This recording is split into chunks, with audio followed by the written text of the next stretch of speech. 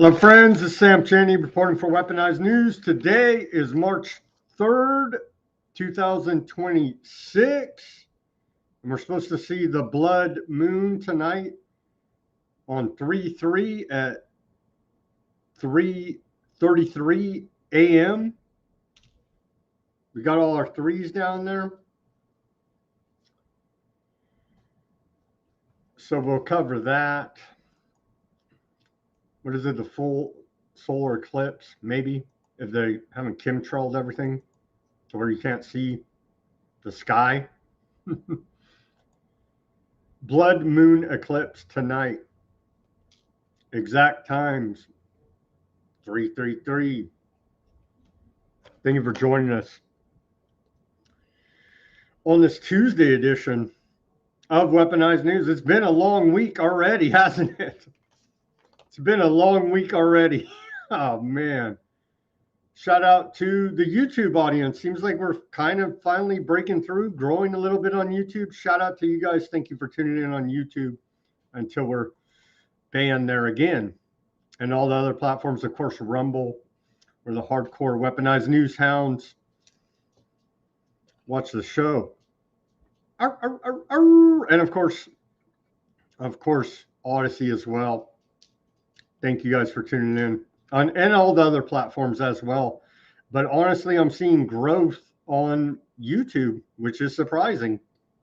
We worked very hard over the last few years, and maybe now possibly it's paying off until it's not. So thank you everybody for tuning in. Okay, we got a lot of news to get to today. A lot, and a lot of this day in history. Let me just give you the hook intro here. The Middle East is on fire. The Middle East is on fire. We're going to go over all of the sordid details here now with Operation Epic Lies. The White House straight up Orwellian level of lying here now. We're going to highlight some of that. And this insane report, U.S. troops were told Iran war is for Armageddon, return of Jesus. Yeah, I don't know if you guys seen this report, but it's insane. And you got little Marco Rubio. That's in the headline of the show. Little Marco Rubio says religious fanatical lunatics are running Iran. Well, I would argue religious fanatical lunatics are running the United States as well. And so those of us that are not religious fanatical lunatics are stuck in the middle, and we may very well die because of these religious fanatical lunatics. Yeah, we'll cover all that. Looks like they're still trying. They've been trying a while to build that third temple, in Aardvark land. We'll cover all that, the sordid details of that. A lot of war reporting. Iran has a new head, the son. What is he? The second son, I believe, of the now dead Ayatollah Khamenei. Now his son has stepped in there. He'll probably be whacked soon. It's bad, man. It's getting bad. It's getting real bad. We'll cover all those details. We have public health news as well. We have economic news, and of course we're not forgetting, and I'll just despite at this whole freaking system, I will report on freaking Epstein files every day until I die now because of these bastards. The DOJ has been taking down Epstein files according to a report out of ZBS News. We got Frazzleddrip. Apparently that came out. It kind of flew under my radar because I was like, Clinton's old news in their deposition there about Pizzagate, Frazzleddrip, Epstein. Apparently that came out. So we're going to cover those sort of details, circle back, cover it again. Yeah, Hillary Clinton drinks children's blood. Don't they all? Don't they all here now? And the genocide in Gaza continues as well. We're in a new world order as we continue to report here for you at Weaponized News. Okay, a lot on this day in history. Who knew until you read, until I didn't know. March 3rd, 3-3. Ruckus, are you out there? 3-3. It's our day. It's our day, 3-3. It's our day for Illuminati calms, right? 3-3. All right, let me get to this day in history. We've got a lot. There's actually a lot, and I actually left a lot out because there's so much. Let me blast through this and get to all the news for you today. On this day of 3-3, March 3rd, going back to the year 1409, Austria Civil War ends. Then we fast forward to 1791 on this date. We saw the first U.S. Internal Revenue Act taxing distilled spirits and carriages. Also in 1791 on this day, Congress establishes U.S. Mint. In 1801 on this date, this was a big mistake, right? Now we're coming to learn it. In 1801 on this date, we saw the first aardvark governor, David Emanuel, take office in Georgia. Yeah, you blew it, Georgia. In 1815 on this day, we saw U.S. declare war on Algiers for taking U.S. prisoners and demanding tribute. In 1817 on this day, we saw the Mississippi Territory is divided into Alabama Territory and Mississippi. In 1820 on this day, we saw the Mississippi Compromise pass, Missouri Compromise passes, allowing Missouri to join the United States despite slavery still being legal there. And again, they rebranded slavery as human trafficking. In 1837, on this day, Congress increases the U.S. Supreme Court membership from 7 to 9. In 1842, on this day, we saw the first U.S. child labor law regulating working hours passed in Massachusetts. In 1843, on this day, Congress appropriates $30,000 to, quote, test the capacity of establishing a system of electromagnetic telegraphs by the United States to be spied on, of course. In 1845, on this day, Florida becomes the 27th state in the Union. In 1849, on this day, Gold Coinage Act authorizes $20 gold, double eagle gold coin and the $1 golden Liberty coin in the United States of America. In 1851, on this day, Congress authorizes smallest U.S. silver coin, 3-cent piece. If you can find one of those, I bet it's worth a grip right now for numismatic value, and held the precious metal value as well. In 1857, on this day, we saw the Second Opium War. France and the United Kingdom declare war on China. In 1861, we saw the emancipation of serfs by Alexander II of Russia. He signs the Emancipation Manifesto, freeing serfs and granting them free rights as free citizens. And that came into effect February 19th. In 1863, on this day, we saw the first U.S. wartime military conscription bill enacted. Tucked in that NDAA they passed in the middle of the night at the end of last year was conscription. Keep that in mind as this war goes on. In 1860, well, we got a lot actually happened in 1863. Let me just give you one more. 1863, Abraham Lincoln approves charter for National Academy of Sciences, and a bunch of other stuff, but we're gonna move forward here to 1865.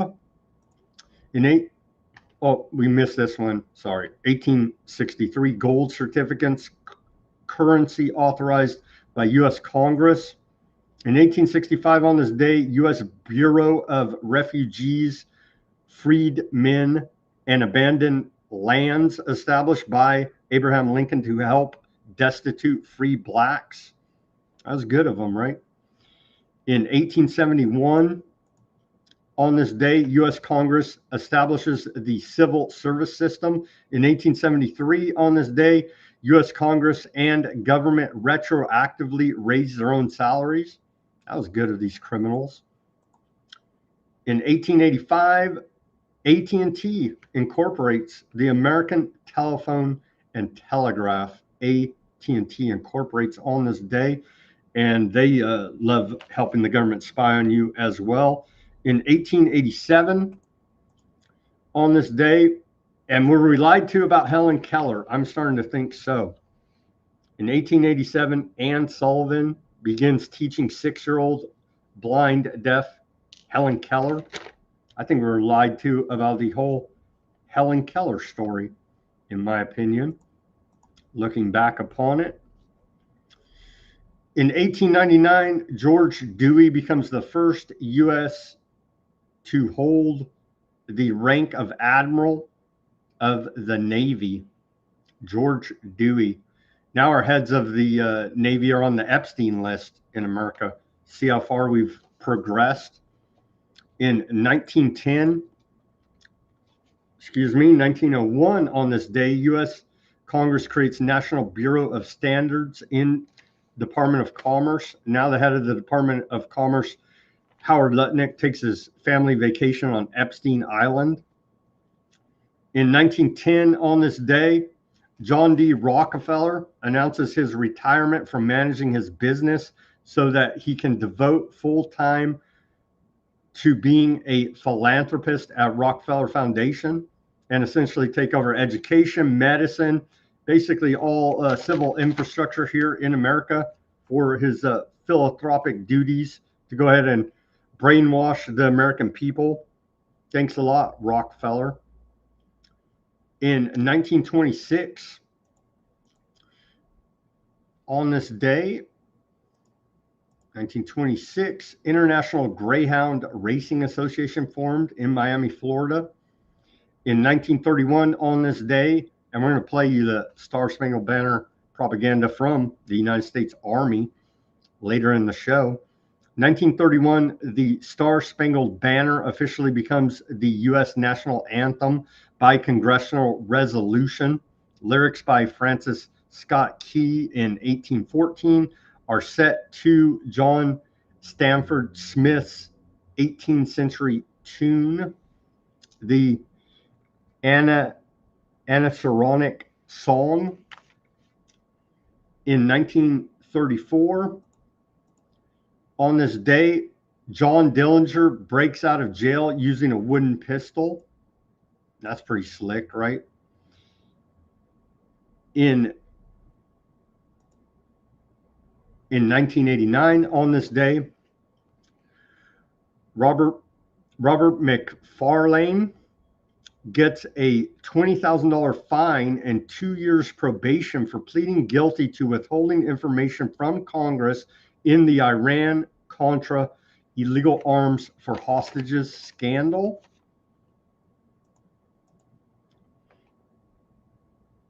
In 1991, on this day, we saw the Rodney King riots. Los Angeles police officers severely beat motorist Rodney King. The beating is famously captured on amateur video and later leads to riots when police officers are acquitted. Can we just all get along? Can't we just all get along?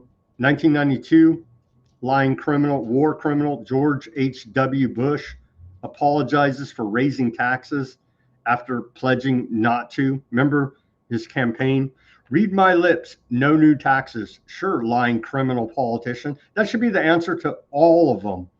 Is everything they say, you're a lying criminal politician. And that's our position as the American people. That's where we should be going forward. I know we have a lot of, I can't even get into it. The American people are propagandized like nothing we've ever seen. They're under heavy mind control. We're all victims of MK Ultra as we continue to report to varying degrees in this country. On this day in the year 2013, who even knew they cured HIV? On this day, a 2-year-old girl becomes the first child born with HIV to be cured in 2013. Who knew? And in 2021, on this day, great apes at San Diego Zoo reported given experimental bat miracle designed for animals after earlier outbreak among gorillas in San Diego, California.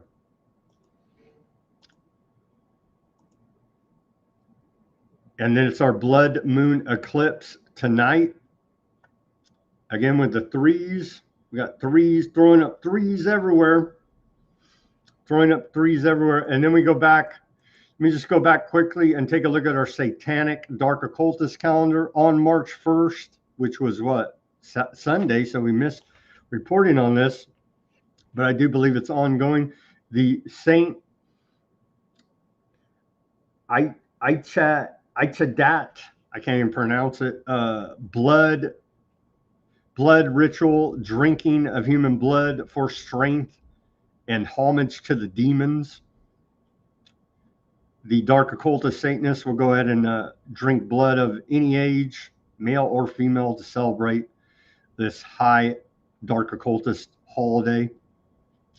Okay, where we at? Here's our segue to the news. Star Spangled Banner propaganda from the U.S. Army. There you go. As they're marching us into another illegal foreign war of aggression.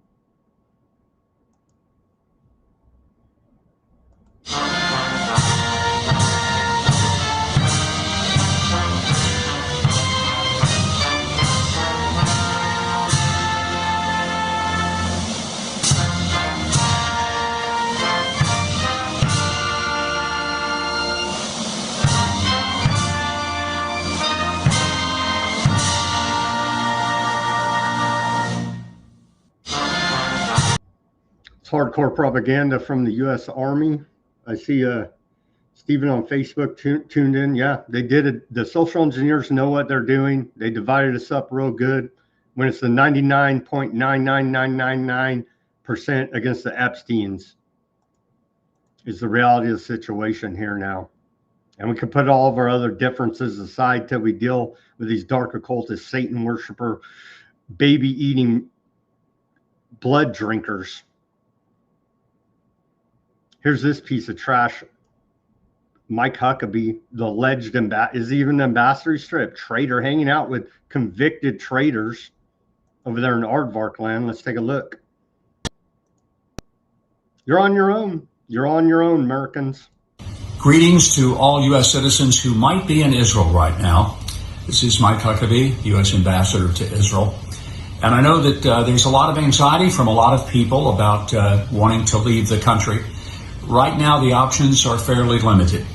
The airport is closed, of course, and we don't know when it will be open or how many flights. What we are recommending to all of our American citizens, including our own embassy staff, is follow the directions of Home Front Command, which are right now to shelter in place and to be close to a shelter at all times. Follow the alerts. If you hear the siren, make sure you take cover. Keep listening to these maniacs and you're going to wind up dead. So yeah, for anybody out there listening that this could help Americans, message from the State Department now, call this number. Like if anybody's even going to answer, who knows? Anyway, I'm putting it out there, public service announcements for Americans that may be in trouble due to this war. The number they say call, Americans should call 1-202-501-4444 for assistance with departure options, as they're literally, the Middle East is on fire right now. And there's other contacts. By the time you go through setting the bureaucracy of trying to escape, you're going to get whacked. I don't know. I'm praying for Americans over there in peril right now. You should have seen it coming. They've been telegraphing this attack on Iran for months, as we continue to report here at Weaponized News. Okay, here's propaganda right from the White House, Operation Epic Fury. We're calling it here Operation Epic Lies. They're straight up getting 1984 Orwellian on us, and it just really pisses me off, honestly. From the White House propaganda, they tell us, destroy Operation Epic Fury, destroy the Iranian regime's missiles, annihilate the Navy. They had like, what, 8 ships, 9 ships, something. What a Navy they had. Ensure their terrorist proxies can no longer destabilize the world. We're literally talking about arming terrorist proxy armies over there right now. Iraq replay. Ensure Iran can never obtain a nuclear weapon. America will win. The terrorist Iranian regime will be defeated. Here's some propaganda right from the White House. I believe this was first posted by CENTCOM. Bear with me here. We're putting it on the record. No audio. For whatever it's worth, it's the flare footage of them whacking a bunch of stuff. And they say this is taking out the Iranian military infrastructure. Who knows? You know what I mean? There's so much disinformation and misinformation out there right now. That's why I'm not showing any of this war footage, hardly any of it at all. This is coming straight from the government, so highly suspect, to say the least, right here. But this is your official war footage from the first, 3 days of the war from U.S. Central Command. And who knows if any of this is even real. This could all be AI generated for all we know. They lie so damn much. I don't trust a damn word this government says, and neither should you. There's enough of it. It goes on for another 30 seconds of them blowing up stuff, allegedly, Iranian military targets. So apparently we have a Congress, or they're acting like there's a Congress. I don't know. I guess we have a Congress. They're going to vote on the War Powers Act here coming up on Thursday. It seems like kind of an emergency. Americans are dying. Americans are dying. I don't believe we're getting the true American death toll from the government. It's 6 official. I believe it's a lot higher than that. I don't know officially. Will they even ever tell us officially? So House prepares for a war powers resolution vote on Iran on Thursday. They should be doing it right freaking now. They should have done it yesterday. It's kind of an emergency. Americans are dying. Congress with their thumb up their rear end as per usual. The House of Representatives set to vote Thursday on a bipartisan war powers resolution introduced by Ro Khanna and Massey. The foil to Trump there continues, right? So they should be voting right now. Right now. Pretty absurd, in my opinion. U.S. troops died in triple-wide trailer Pentagon Pete called fortified. So there you go. More lies. I think, who's this? These are like a spinoff of Failing New York Times, I believe. DNYUZ. The 6 U.S. service members confirmed dead in the U.S.-Iran conflict were killed while inside a triple-wide trailer that War Secretary, they're not even giving them the proper title, so suspect. Anyway, War Secretary Pete Hegseth had described as fortified. The trailer, which served as a makeshift operations center, took a direct hit amid Iran's retaliatory strikes on Kuwait just after 9 a.m. local time Sunday morning, CNN reported. U.S. Central Command said 18 troops have been seriously wounded and others suffering minor shrapnel wounds and concussions. Is that really minor? Minor shrapnel wounds and concussions? That's how they're reporting it. I believe it's a lot worse than that, and it's going to get a lot worse here now. Here's what Trump, so apparently Trump's king of the world, and as it says in our Constitution, right, MAGA, the United States munition stockpiles have at the medium and upper medium grade never been higher or better. As was stated to me today, we have virtually unlimited supply of weapons. Wars can be fought forever and very successfully. Huh? And then he goes on. I wanted to point out this, though. And then he goes on to say, Sleepy Joe Biden spent all of his time and our country's money giving everything to P.T. Barnum Zelensky of Ukraine. And I thought that he used this P.T. Barnum pretty funny, because that's what Legal Man always says, the Barnum statements, right? Calling out the Orwellian lies of this government. I wanted to highlight that part of, and oh yeah, we can just fight the war forever. And then 1984, we're at that level of lying and propaganda coming out of the Trump administration.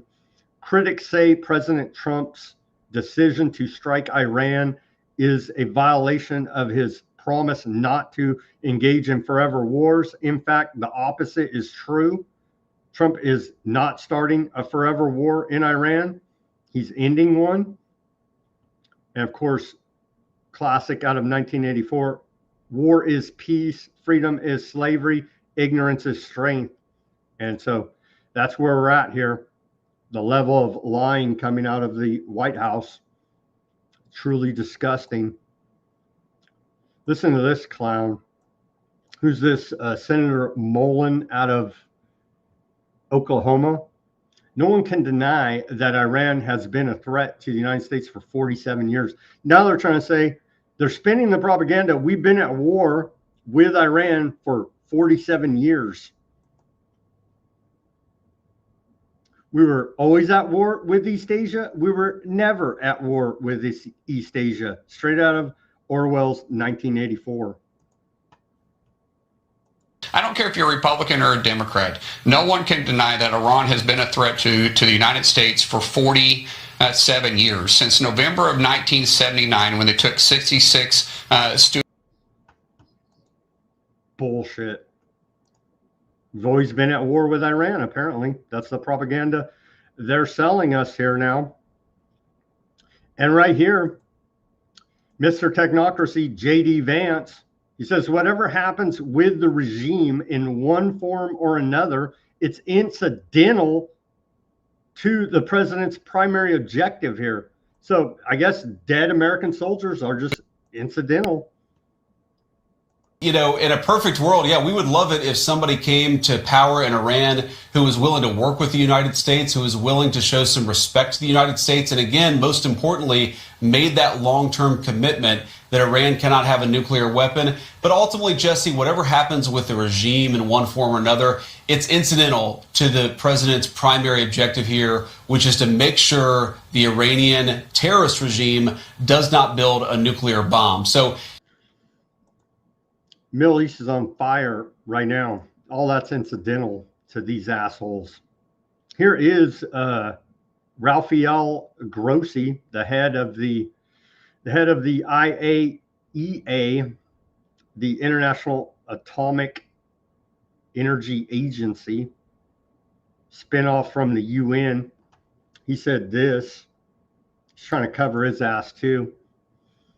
I have been very clear and consistent in my reports on Iran's nuclear program. While there has been no evidence of Iran building a nuclear bomb. Its large stockpile of near weapons grade enriched uranium and refusal to grant my inspectors full access are cause for serious concern. For these reasons, my previous reports indicate that unless and until Iran assist the IAEA in resolving the outstanding safeguards issues, the agency will not be in a position to provide assurance that Iran's nuclear program is exclusively peaceful. He's covering his ass there for sure.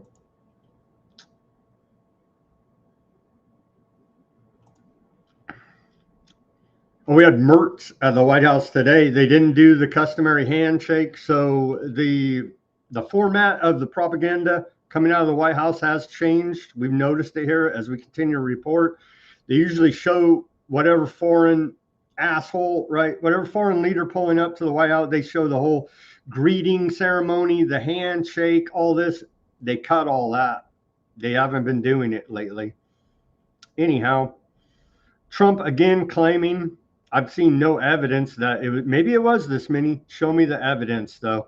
He says, speaking on the Iranian regime, they're just evil. It's not the politics. It's their whole philosophy. It's terrible, where they kill 35,000 people. Now Trump's claiming they killed 35,000 people in the civil unrest fomented by the United States due to weaponization of the dollar there. And Western intelligence on the ground, 35,000 people, seems pretty damn high to me.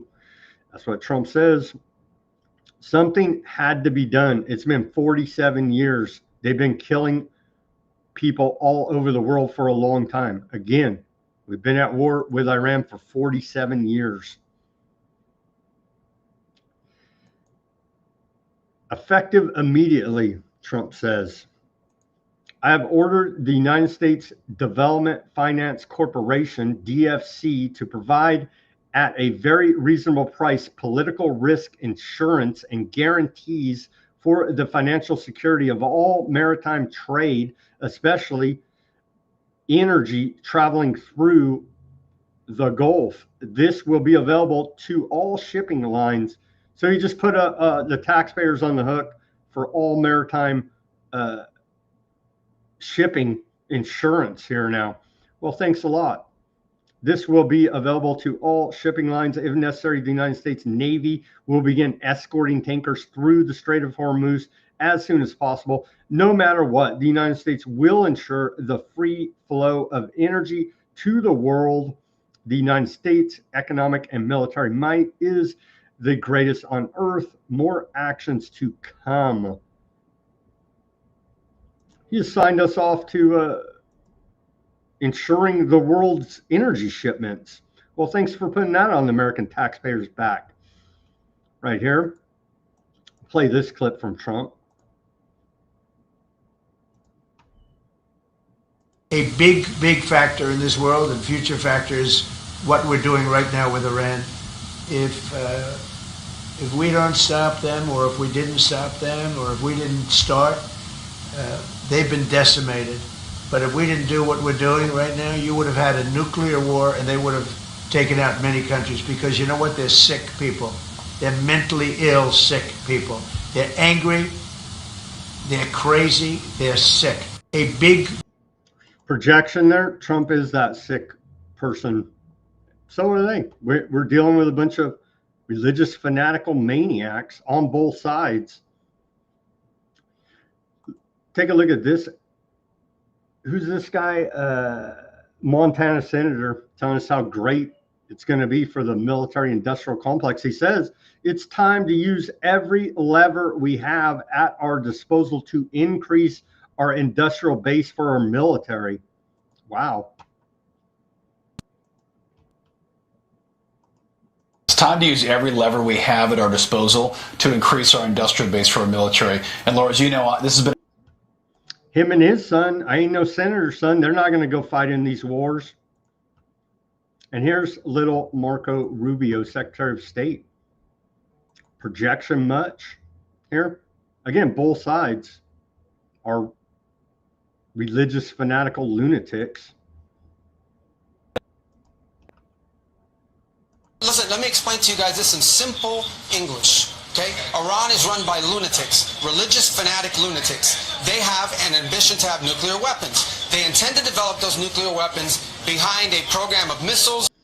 Yeah. We know all about the fake nukes. Thought you guys destroyed it in June. That's what you told us. Operation Midnight Hammer, another lie. Another lie. Okay, so religious fanatics on all sides here now. We're stuck in the middle, praying for peace.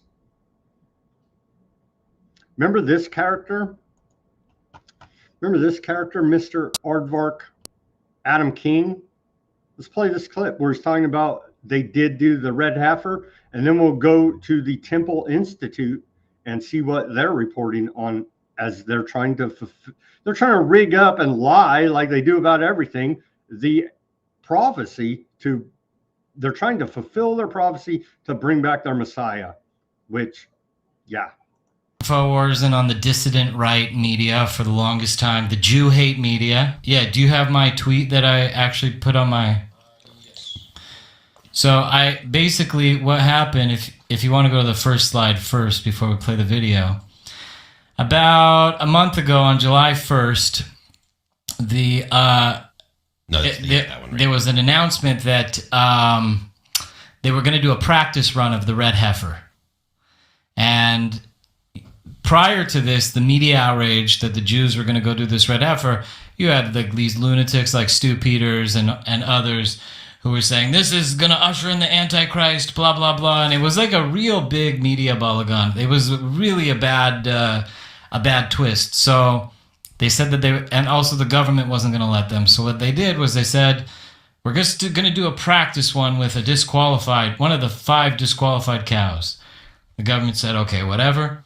They ended up going out, doing a real cow. One of the cow's name was Tikva. They made the offering, and it was a real offering. They did it all by the laws, and I have with me some of the ashes right here, red heifer ashes, and it's pretty incredible. The red heifer, the last time that the red heifer was done was over 2,000 years ago. The first time it was done by Moses. The second time it was done by Ezra from the book in the Bible.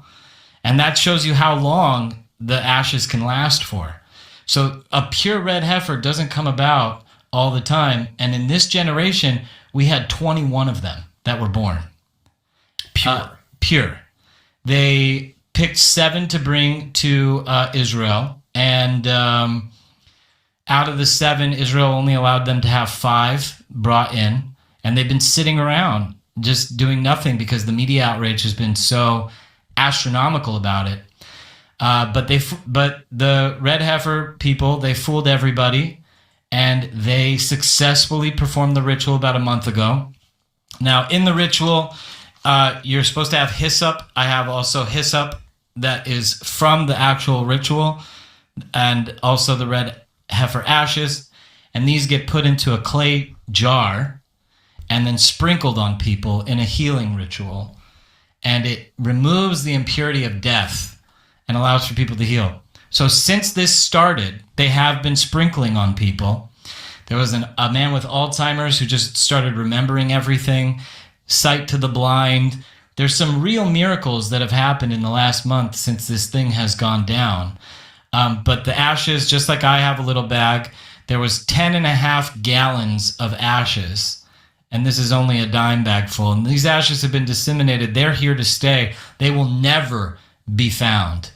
So many people have them. And this little bag can power about 10,000 doses. Power about it's that makes it sound like really potent cocaine. It packs a punch. Yeah. This is the stuff right here. Test man. it for fentanyl. This is the. But we could go smoke this after the show. But no, I'm just kidding. Come back from the dead after you do something like that. But I have a video from the ritual, and if you want to play it, I don't know if you're. It has copyrighted music. Can you slide it so people could see the slide? Yeah, I've been doing that. So these are the slides of the actual ceremony being taken place, and that's Tikva, and everything was done specifically according to halacha, which is Jewish law. It was a perfect cow, and meaning that it doesn't have a single hair that is not red. And also it could never have been burdened with work. So you can't even lean a shovel up against the cow. They have to be treated in a very specific way for their whole life. And then the person who does the ritual can never have been in contact with death. So basically they're not allowed to they have to be of a specific bloodline. And what they do was they raise these children in like these elevated homes above the ground, and they never leave the home until they're ready to do the rituals. And that's like how they never come into contact with death. So the priest who did this literally lived in his home for over 20 years before he... Never left? Nope. Because he was born to do this ritual. Wow. And now that it's been done, the Messiah can come. Okay, so this is you're talking about the return of the Return of the Mac. Here we go.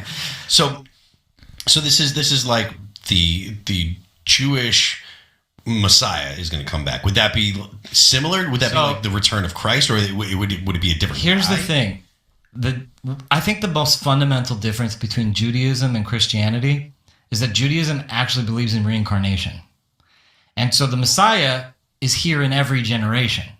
And there's a process by which we are awakened enough to accept the Messiah. So if the Messiah doesn't come, he dies, he's reconstituted, born into the matrix again, and has to find his way back to another thing. We can't build the temple until this happened. And now that this happened, the Messiah can come build the third temple. Only problem is these aardvarks are goddamn liars. Take a look at this crazy report.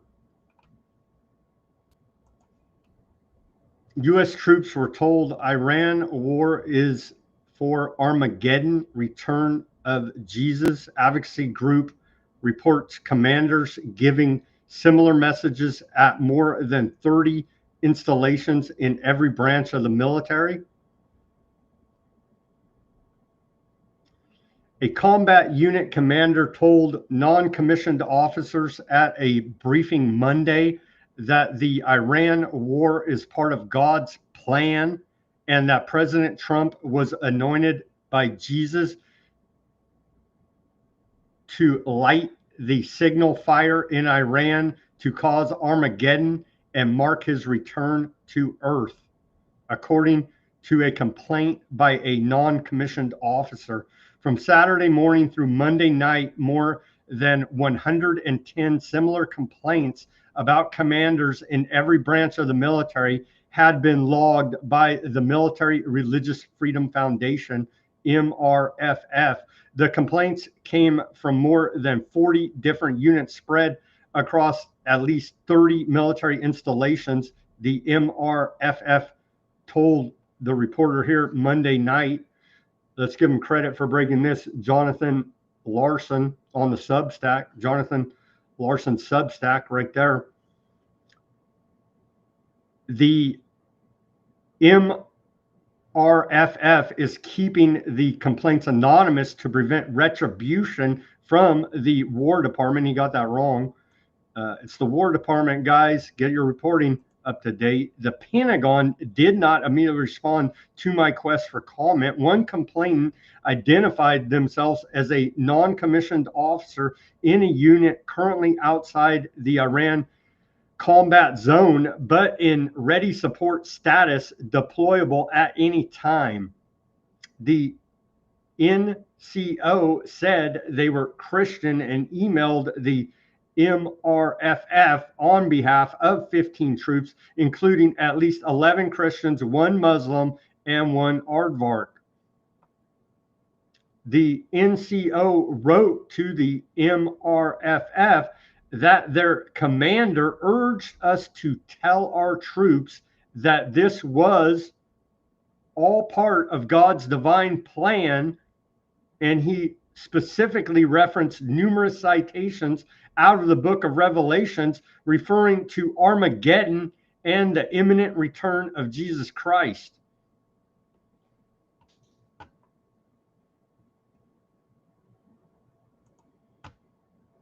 We're faced with religious fanatical maniacs on all sides here now. You see, more about the temple. They got to get rid, as we continue to report, they got to get rid of the Al-Aqsa Mosque to build Solomon's third temple there and fulfill the prophecy and bring about the second coming. Let's take a look at templeinstitute.org website. This is the institute backing it. The half shekel offering partnership in the Holy Temple. And so you can go ahead and make your half shekel offering now. The value today of a half shekel weight of silver is $12. Update and clarification regarding the current status of the red heifer. So we just saw that report from Adam King. Here's what the Temple Institute is saying about this whole insane ritual. In light of incorrect information that has been published regarding the red heifer, the Temple Institute would like to announce for about 10 years, the Temple Institute has been engaged in preparations for producing the ashes of the red heifer, both from an educational and practical perspective. The observance of these commandments, the raising of the red heifer according to Torah law, and the production of kosher ashes for the purification of the ritual impure is very complex and includes thousands of details which require great knowledge and skill and execution. Therefore, the process also includes a number of practical experiments and exercises. About 3 months ago, a practice was held in the Sumerian mountains in which a simulation of the making of the ashes of the red heifer was conducted. Of course, ashes of the red heifer that are not made on the Mount of Olives while facing the site of the Holy Temple are completely invalid. And then here's their citations out of the Torah, allegedly. Therefore, we clarify the simulation was only an exercise, part of a series of exercises that were, and with God's help, they can't even spell God. See that? Notice that? Will continue to be conducted before we are properly prepared to fulfill the matzvot according to Torah requirements. The act was not kosher for additional reasons, including a heifer was chosen for the exercise whose overall color was red, but was nevertheless the most invalid and unkosher of the heifers in our possession. Its tail was damaged and it had a defect. Likewise, the priestly garments worn by the Cohen conducting the practice exercise were not consecrated. The purpose of the exercise was to improve our readiness for producing the ashes, and indeed the exercise improved our understanding of the process as well as the Cohen's skill, and also revealed various weak points that we must deal with, such as the proper way to lead the heifer to its destination. For this reason, the ashes were mostly left by us in place without any care on our part. We did collect samples of the ashes by people who are tamimet, impure due to contact with a corpse, and are therefore rendered ineligible for performing this matzvah, only for the purpose of checking whether the equipment we have is suitable for the task, and important lessons we learned in this regard as well. In any case, all of the ashes are completely ineligible. Anyone who claims otherwise, that the heifer was kosher and the ashes produced from it are kosher for purpose of purification, is mistaken or misleading, either intentionally or unintentionally. There are currently 4 red heifers at the Shiloh site, some of which are owned by Rabbi Ariel, head of the Temple Institute. Their halachic status has not yet been definitively determined, and we are monitoring them. The red heifer will be made, God willing. I don't know why they can't spell God, they say GD. When we have the kosher red heifer, according to the opinion of the rabbis of the Temple Institute and the rabbis they consult with, and when we are ready in all other aspects of this matter, this long process that requires patience and perseverance. And it goes on and on and on. But again, all these aardvarks do is lie, twist, and deceive. So we got that going on as well.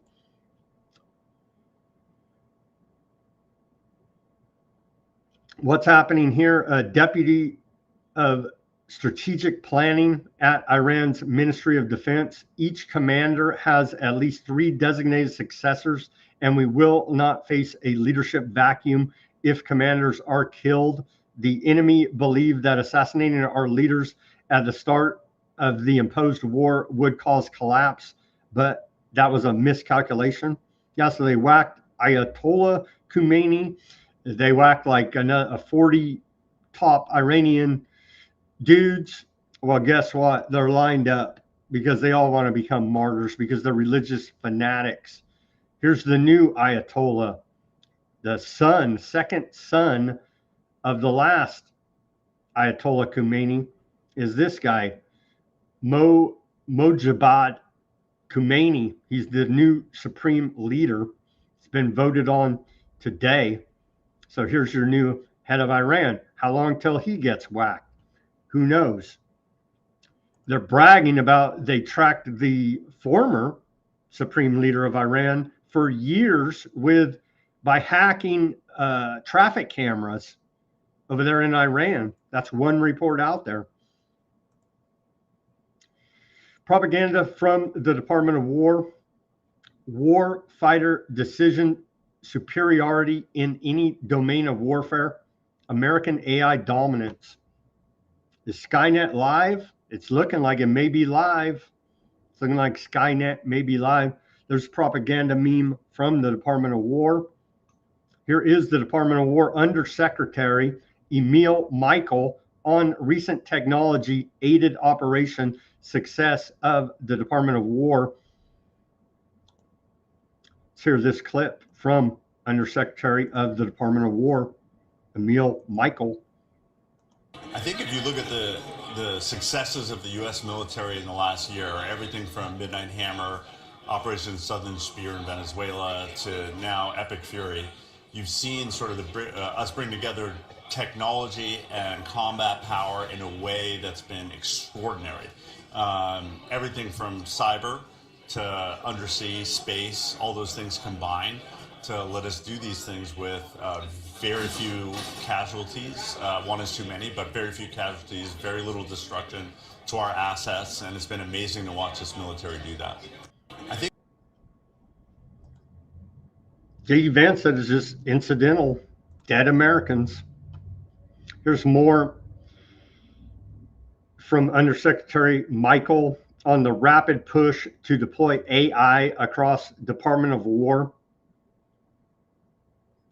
As we continue to cover that, the big falling out with Anthropic, it's being reported they used Anthropic in the initial strikes on Iran.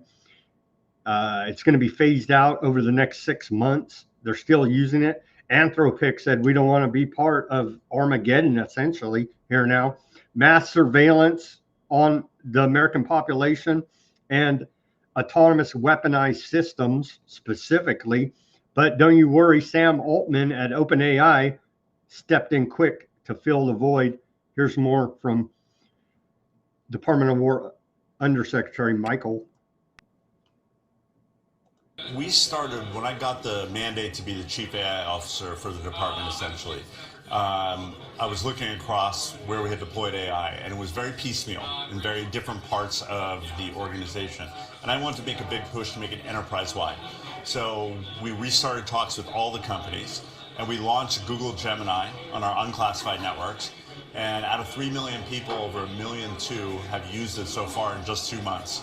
And then we signed a deal with XAI across both unclass and classified levels. But to deploy in those things takes some time. And OpenAI was next, and we are deploying them on classified networks. And we'll get to more of the department soon. We're getting them all the enterprise use cases, all the combatant commands, which are the big users of AI right now, and eventually the intel agencies, and the same thing with Google. So the idea is we can't be reliant on any one provider anymore, and that's what was happening before. They're going to use AI for mass surveillance of Americans and autonomous weaponized systems. Iran war heralds era of AI-powered bombing quicker than speed of thought.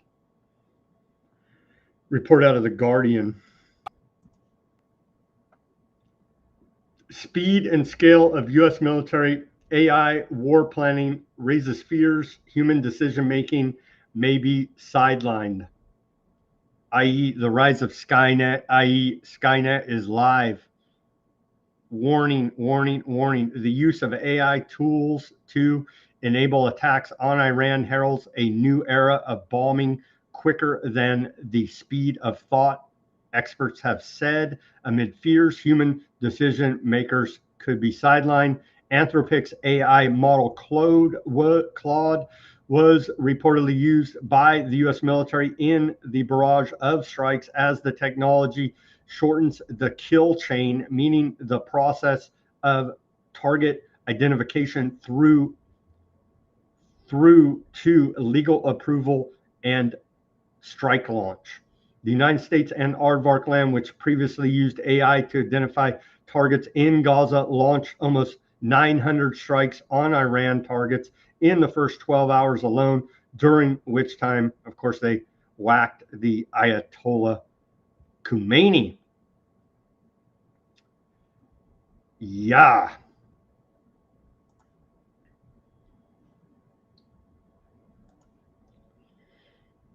What the heck? Sorry, trying to close that. There we go. Iran's missile math. The Japan's Times reports $20,000 drones take out $4 million Patriot missiles. So they're doing the calculations there. Just 3 days into the conflict, the Iran war has become attritional. Waves of drone attacks by Iran are putting pressure on the defenses of America and its partners, from Bahrain to the United Arab Emirates, depleting weapons stockpiles.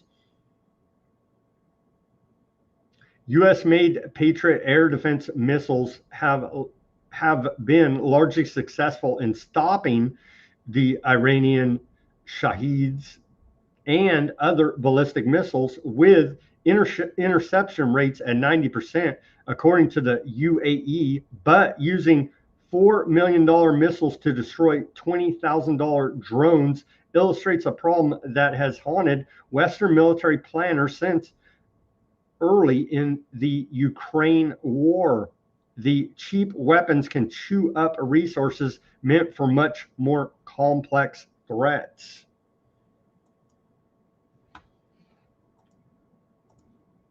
IDF hits Iran's leadership complex in Tehran. 12 aardvarks hurt in Iran missile strikes. Report out of Times of Aardvark Land. They're stacking bodies all over the place here, man. And didn't Trump say, oh, unlimited weapon supply? Back to back to arming the militias. We're creating terrorists as we did in Iraq. It's the same routine here. It's being reported now by CNN and the Wall Street Journal. CIA working to arm Kurdish forces to spark uprising in Iran. Trump open to supporting armed Iranian militias after speaking with Kurdish leaders in Iran. Same routine. We're going to give them a bunch of weapons, and then whenever this war is over, we're going to circle back and say they're terrorists. Now we got to attack them. Same old routine here. The United States and Aardvark land are reportedly working to spark an armed Kurdish uprising inside Iran, with weapons allegedly smuggled into Western Iran since 2025 to arm thousands of volunteers who could launch ground operations within days. Recent U.S. Aardvark land strikes on Western Iran have targeted security infrastructure to weaken Tehran's capabilities ahead of any potential insurgency, while Kurdish sources say they have requested U.S. and Aardvark air cover for a future offensive, though it is unclear if this has been approved. Meanwhile, Iran has intensified strikes on Kurdish opposition areas as President Trump has held talks with Iranian and Iraqi Kurdish leaders based in northern Iraq. And that's a report out of ITV News. There's another report in the Wall Street Journal just reported. Here it is again. Trump open to backing armed Iranian militia groups. And again, we're going to circle back in another 5 years whenever this war is over and say they got a nuclear weapon. You see how this works? Same routine, man. The never-ending war of terror since 9/11. Trump campaigned on no new wars for MAGA, if you can remember. So where are we at here now? Some updates. Iran's Expediency Discernment Council on Miranda Street in Tehran was destroyed after being targeted in an airstrike on Monday. Footage released by Iranian media shows the council is a powerful state body that selects the clerical member of the interim leadership council and makes the final decisions on 5 key issues until a new supreme leader is elected. So they whacked a bunch of these, a bunch of them. Right here, you can see the blown up buildings. They whacked a bunch of them. That didn't seem to deter them, as we now have a new supreme leader of Iran. Okay, let's take the live commercial break here now as we're at the top of the hour. Everybody go to weaponizednews.com. We have the holograph sticker over there. Holograph sticker, white background sticker, and clear sticker. Put it on your laptop, your bumper, your guitar, your work locker, your hard hat. Help spread the word about Weaponized News. Independent reporting and analysis brought to you here 5 days a week, broadcasting live 5 p.m. Pacific, 8 Eastern time. Support independent reporting and analysis brought to you here by Weaponized News. Check out our store. We have stickers, t-shirts, baseball caps, bunch of gear over there, customized t-shirts. Go take a look. The link is in the description below this video. We take donations as well. If you don't want to patron the store, we have Buy Me a Coffee, PayPal, Buy Me a Coffee Cash App. PayPal link is on the website, weaponizednews.com. Bitcoin wallet address in the description below this video. Thank you, everybody, for subscribing to this channel, for supporting it any kind of which way. We got a million ways. I'm supposed to nail it down and make it more streamlined, but I just haven't got around to it. Someday, some way. Anyhow, thank you. However you may support Weaponized News, it is truly appreciated. Give us that like, share, subscribe, push that notification button. All of that's free for you. Thank you for tuning in on this Tuesday as we're in day 4 of war with Iran. As we explained on the first half of the show, there's a bunch of religious fanatical maniacs talking about bringing back their messiahs and Armageddon, the end of the world. We are in very perilous times. Very perilous times. Thank you for joining us on this Tuesday edition of Weaponized News. Back to the news here for you. Suspected Iranian drone attack hits CIA station in Saudi Arabia, according to a report out of the Washington Post. They're hitting our bases, our embassies. They're hitting CIA now all over the Middle East, West Asia region. Syria sends thousands of troops to Lebanon border. It's all kicking off, man. It's all kicking off because they don't want them. They don't want a bunch of refugees and the spillover coming into Syria, as Syria has its own problems still going on there with the Western-backed former leader of Al-Qaeda now as their president. Syria's got enough of their own problems. And now, hey, there's going to be spillover from Aardvark Lebanon war. And Syria's like, oh, hell no. So all that's going on. Here is Queen Lindsey Graham. He's been having an orgasm ever since, 4 days ago over all of this. And Devil John McCain is yelling, cheering it on from hell. And they support Hezbollah, Hamas, and the Houthis. This guy wants to settle old scores, apparently. Well, he's calling for an attack on Lebanon.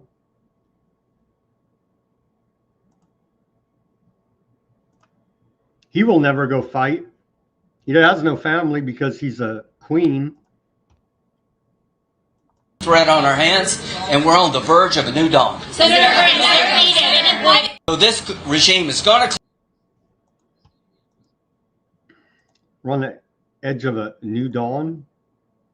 Trump approval rating sank to 38% with 58% disapproval, according to The Economist. Again, I don't take much stock in any of these polls, but we'll report it to you here. Allegedly, according to The Economist. I honestly did not take the time because I did not have the time to look at the methodology of this poll to tell you how rigged up it is. But so Jared Kushner has blood on his hands. They sent this clown and Witkoff. They caused this whole thing, essentially. Failed negotiators. What you've seen today is just a small sample of the work that's been done. And I really want to thank the entire team that's worked so hard at this. A lot of these people are volunteers. They're doing this not for any personal gain. People are not personally profiting from this. They are really doing this for their children, for their grandchildren, and because they want to see peace. Remember the Board of Peace, like 2 weeks ago, very Orwellian? No one's personally profiting from it. Sure, liar.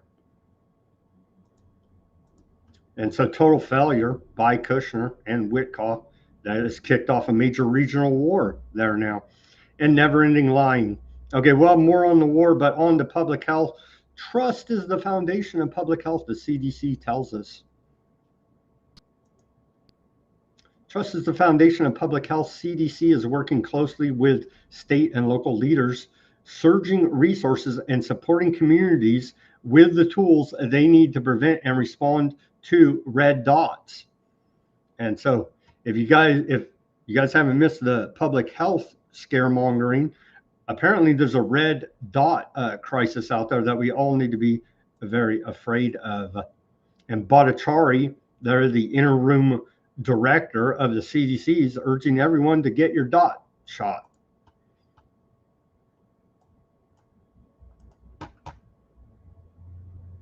Don't take the brain chip. And we need to protest 6G. This is not winning. This is technocracy. So we're into 6G now. I just finished 5G. I was a leader on 5G getting that done. And now they're up to 6. Let's do it again. What does that do? Give you a little bit deeper view into somebody's skin? See how perfect it is? So we're Implantable technologies, don't take the brain chip. Don't take the brain chip. Warning, warning.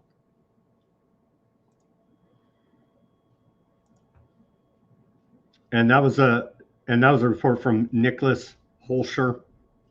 We've had him on the show.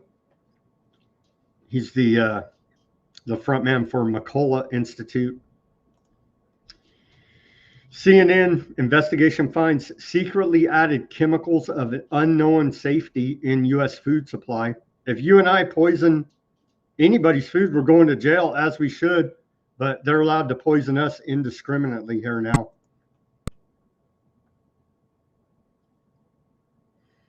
At least 111 substances of unknown safety have been added to foods, drinks, and supplements sold in the United States without alerting the U.S.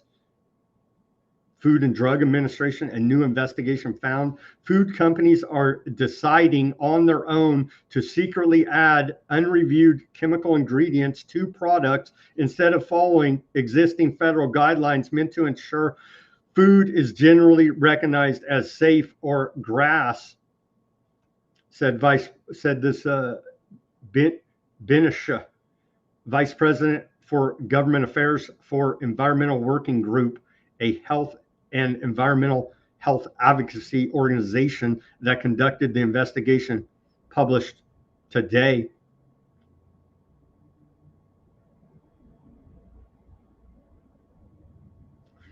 The EWG investigation found 49 of the chemicals added by industry in approximately 4,000 products listed in the U.S. Department of Agriculture's Food Data Central database, which provides public access to nutrient and ingredient information. Because the government has never reviewed these chemicals, customers have no way of knowing if they are safe or carrying unknown health risks, she said.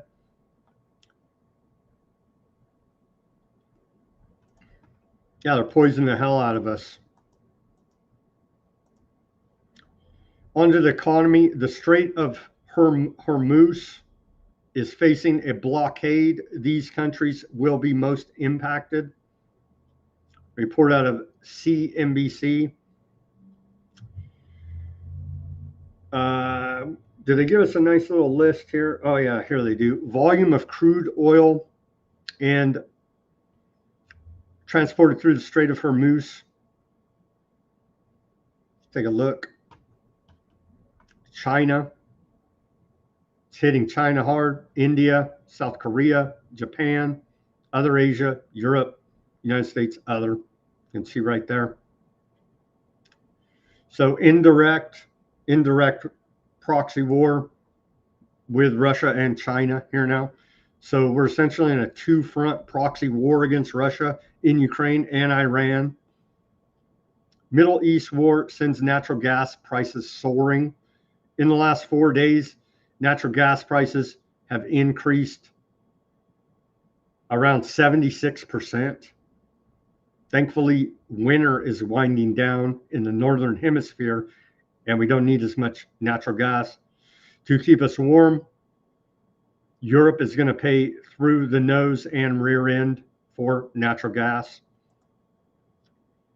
Trump, if we have a little higher oil prices for a little while, but as soon as this ends, those prices are going to drop, I believe, lower than ever before. Iran, sure. As long as the Rockefeller oil oligarchs profiteer handsomely, that's all that really matters now, isn't it?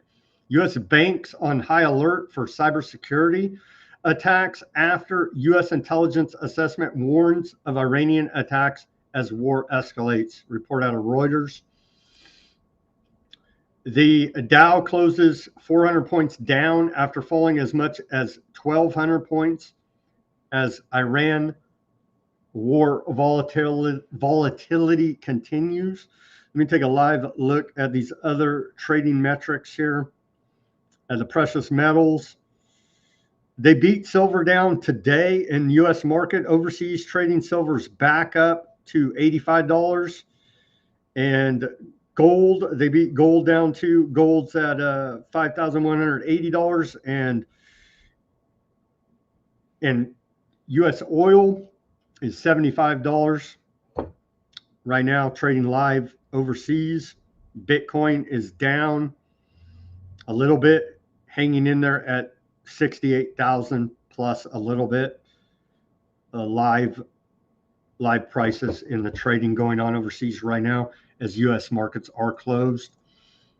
Aluminum prices jump as Qatar Energy halts production at Quinalum. The effect of U.S. aardvark strikes on Iran on the aluminum industry intensified on Tuesday after Qatar Energy announced it was halting metal production.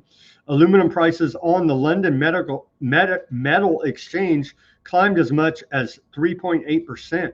Hey, your aluminum cans out there, that's a little side hustle. The price of aluminum is increasing here now. Continuing here, aluminum prices on the London Metal Exchange climbed as much as 3.8% to a 1-month high of $3,315 per ton before settling at $3,250 when the market closed there. Again, it's ongoing. The price will fluctuate. European aluminum premiums rose to $378 per ton for March and $428 for April, marking the highest levels in 3.5 years. Qatar accounted for less than 1% of the EU's primary aluminum imports in 2025. Nonetheless, traders said Qatar's shutdown sparked concerns that other producers in the region might also halt production. Well, if they blow the whole place up, nobody's producing anything except for body count.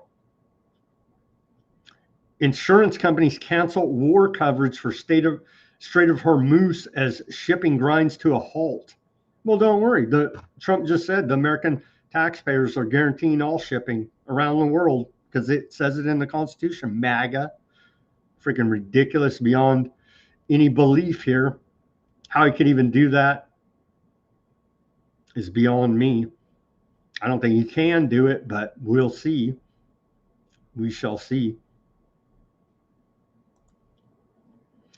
Ex-Goldman Sachs CEO Lloyd Blankfein sounds the alarm on private credit warning, saying it's smelling like 2008 all over again.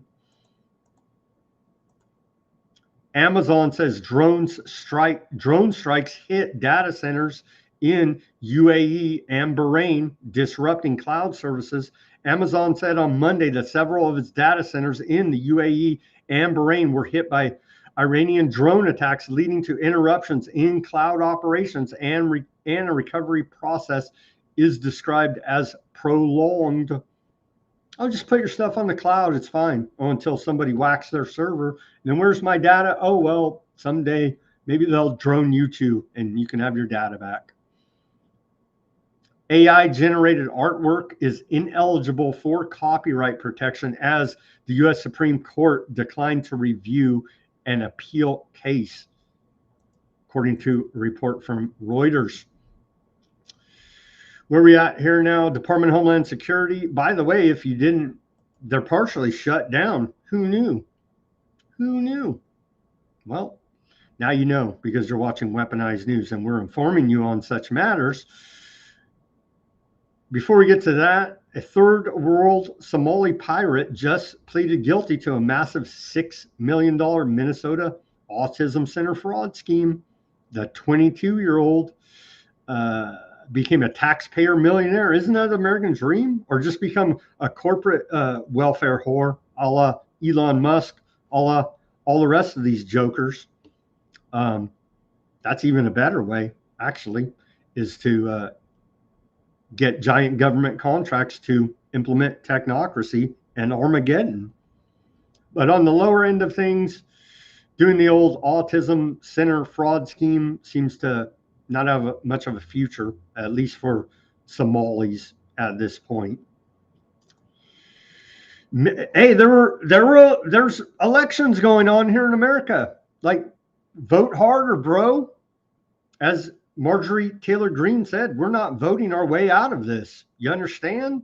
The majority still don't understand, as they've been MK Ultra mind controlled to believe that we live in democracy as they scream at you, right? There is no democracy. This is scientific dictatorship, technocracy. We're in a new world order. As we continue to report to you here at Weaponized News, for those still brainwashed to think enough to think your vote actually matters, there are midterm primaries going on in Texas, North Carolina, and Arkansas today. Good freaking luck with that. FBI Director Kash Patel, I can't look at you straight, and everything about Epstein I say is a lie. And well, he should have been focusing on war preparation back here in America. He was celebrating getting a gold medal for his Epstein cover-up over there in Italy with the U.S. men's hockey team. Turns out FBI Director Kash Patel fired the entire Iran-focused counterintelligence team, CI-12, including agents who investigated Trump's classified documents just days before the U.S. launched a war on Iran, according to a report out of the New Republic. Almost like they're setting us up here for failure. Iran's declared the fatwa, the global jihad, all these reports about Iranian sleeper cells, whether organic, really from radicalized Muslim terrorists, or staged up by the false flag. FBI, take your pick. Take your pick. Be on high alert. Be on high alert. The guys, Kash Patel fired a bunch of FBI. Does it even matter? Doesn't even matter at this point. Ice Barbie, Department of Homeland Security, golden age of travel. They say here in this post from the Department of Homeland Security, it has been over a decade since there was a significant upgrade for TSA security checkpoints. Again, it's all security theater. They've never caught one terrorist. They need to abolish the unconstitutional Department of Homeland Security, abolish the unconstitutional TSA. They went on to say that is the Department of Homeland Security head, Ice Barbie. The $1 billion investment was essential to modernize our technology and to make it more efficient and secure for American travelers. The number one priority of TSA is keeping America safe. It's all security theater. It's bullshit. This is technocracy. Well, apparently there's a partial shutdown. The Department of Homeland Security said they had hearings today. More theater on Capitol Hill. The latest Democrat shutdown of the Department of Homeland Security is reckless, unnecessary, and harms men and women of the Department of Homeland Security and their families. They should all be ashamed for being part of this tyrannical government agency, but they feel no shame because they're tyrants. More from Lion Ted Cruz at the Department of Homeland Security Senate hearing today. He says, like sentinels standing watch on the walls of a city, the men and women of DHS guard the homeland day and night with extraordinary dedication and professionalism. Remember, we reported they got rid of education requirements, age requirements. Any redneck, any racist redneck with a shotgun, go sign up to be Department of Homeland Security ICE, is essentially where we're at here. And we've seen the repercussions. We've seen the repercussions. Where's it at here? More from that hearing. Anything? Oh, the sob stories. They're giving sob stories about Department of Homeland Security is not fully funded. Department of Homeland Security officers sleeping in their cars, selling their blood, and taking second jobs during the Democrat shutdown. Who even knew? Who honestly knew? I didn't know. Did anybody out there in the audience? Are you affected by this partial government shutdown of the Department of Homeland Security? No? Yeah, because it's all bullshit. Okay, on to Frazzleddrip and Epstein. The DOJ has been taking down Epstein files. Here's what remains. So our reporting at the beginning of all this is going to come back into play, potentially, as they're taking down these sources. According to ZBS News here, the massive tranche of files the Justice Department currently maintains is more than 65,000 pages shorter than what the agency initially released. They're scrubbing the documents. The cover-up continues. The DOJ is in violation of the Epstein Transparency Act right now. They should all turn themselves in to jail and say we're criminals here violating the law. They won't, because they are the criminals. You get it? I'm sure our audience gets it. It's just beyond the pale of the cover-ups. Report out of Reuters, Clinton says Trump told him of some great times with Jeffrey Epstein. And this is coming out of that deposition last week.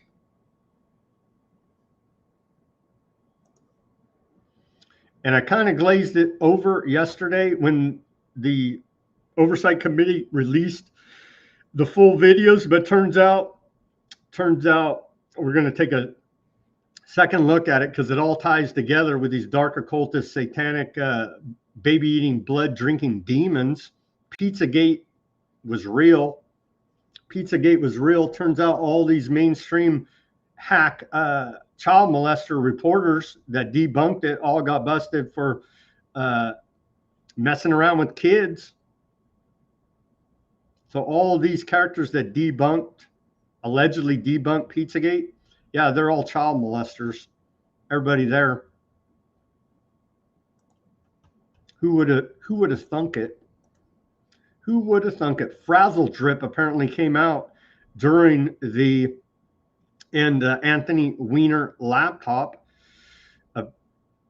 That came out during this deposition. When was it? Hillary's was last Thursday, I believe. FBI document October 5th, 2016, unclassified case ID number. And this is our friend Cheney at the Cheney Project, and put that up there. During review, agents located 340,000 emails stored on the device, the Weiner laptop, right? A significant number appeared to be between Huma Abedin and Hillary Clinton, now married to Alex Soros, right? Hillary's ex-girlfriend there. Agents noted emails were pulled via email client, Outlook. Content outside warrant scope was not reviewed. So I love how they follow the letter of the law when it comes to investigating these demons. Situation flagged due to optics amid pending 2016 election. This internal record preceded the FBI's reopening of the Clinton email review weeks before the election. Hillary Clinton directly appeals to QAnon to stop claiming she drinks children's blood. It's painful to me and my family. Well, she does drink children's blood now, doesn't she? Indeed she does. Here is there was a couple of these. We'll just do, remember, and this is from the skiff on X. Remember Laura Silsby, now Gaylor, wasn't trying to traffic children because she actually was caught 2 times in a very short period of time. The second time, she wasn't so lucky and was arrested and charged. But why on earth would the Clintons get involved with a child trafficking case in another country? Wasn't because they were connected. Yeah, she was working for them. Remember all of this. Remember all of this insanity.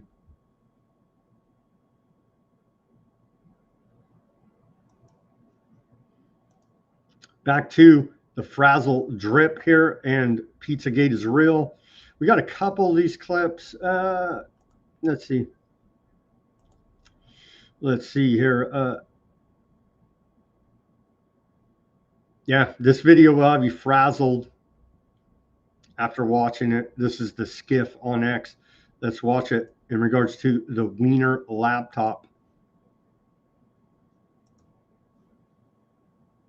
We never thought we were going to say thank you to Anthony Weiner. The FBI is reopening its investigation into Hillary Clinton's email scandal. The Wall Street Journal reports 650,000 emails are sitting on Anthony Weiner's laptop. Thousands of those may involve Clinton's server, since Weiner was married to Clinton's top aide when she was Secretary of State. To cover up her crimes, she bleached and deleted 33,000 emails after receiving a congressional subpoena.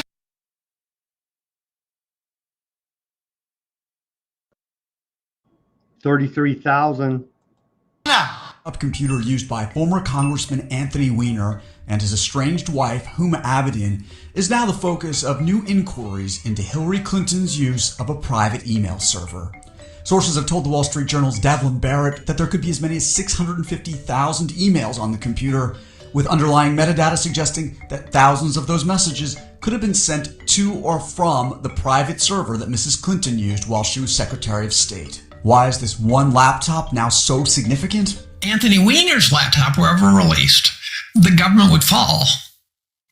Weiner's laptop had kill switches in it. It was seized from Weiner as part of an investigation into whether he sent sexually charged emails to a teenage minor. The laptop hadn't previously come up in the Clinton email probe.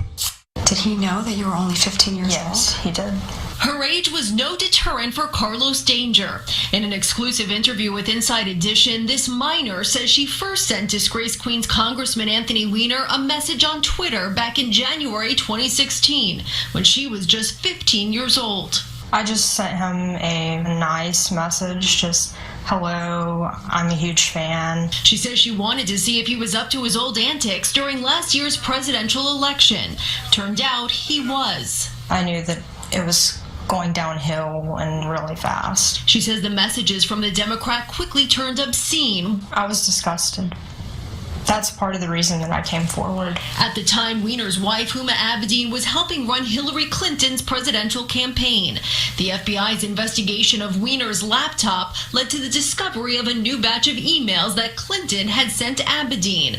That led former FBI Director James Comey to reopen the investigation into Clinton's use of a private email server while Secretary of State, just days before the presidential election. Inside Edition says it's withholding the girl's name because she's underage, but her father gave permission for her face to be shown.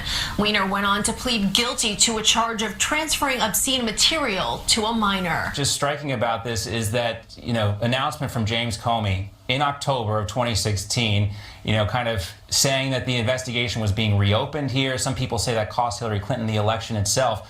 But when we look at that incident and, not with all this other information we have, what jumps out to you about that? That was Comey trying to cover Comey because they knew they hadn't done what they should have done with the Weiner laptop, and the New York Police Department officers who were honest were going to disclose all that. He just simply had to do it to try to save his own skin. Because of Weinergate and the sexting scandal, the NYPD started investigating it. Through a subpoena, through a warrant, they searched his laptop and sure enough found those 650,000 emails. They found way more stuff than just the more information pertaining to the inappropriate sexting the guy was doing. 675,000 Clinton emails when they got Anthony Weiner's laptop in a search warrant because of all his sex perversion issues. It was all the Clinton emails, the Clinton Foundation, her Secretary of State emails, Huma Abedin's emails. Lots of people emailed Huma as a proxy for Hillary. They found State Department emails. They found a lot of other really damning criminal information, including money laundering, including the fact that Hillary went to this sex island with convicted pedophile Jeffrey Epstein. Bill Clinton went there more than 20 times. Hillary Clinton went there at least 6 times. The amount of garbage that they found in these emails of criminal activity by Hillary, by her immediate circle and even by other Democratic members of Congress was so disgusting. They gave it to the FBI, and they said, we're going to go public with this if you don't reopen the investigation, if you don't do the right thing with timely indictments. We're not talking about 1 or 2 emails. We're talking about hundreds of thousands of emails. NYPD was the first one to look at that laptop. I heard that the New York police officers who saw some of it, even though they're hardened investigators, literally had to go throw up. It's bad. Somebody sent it to me. I would not advise you to have a look at it. She and her spokeswoman, they put a 5-year-old girl naked on a table, bind it, and then with a scalpel they start to remove the face. Oh my God. And you hear this child screaming, and they take off the face, and Hillary Clinton puts it on her face and goes to the child.